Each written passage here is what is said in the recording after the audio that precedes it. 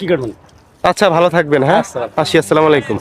দুপুরে গ্রামের মেঠো পথ ধরে হাঁটছিলাম। দূরে দেখি একজন বৃদ্ধ মানুষের জমি থেকে আলু তুলে নিয়ে আসছেন। ঘামে ভেজা তার গায়ের জামা আর ক্লান্ত মুখ। কাছে গিয়ে জিজ্ঞাসা করলাম, কেমন আছেন চাচা? তিনি আলুর বস্তা নামিয়ে পানিতে ধুতে বসলেন।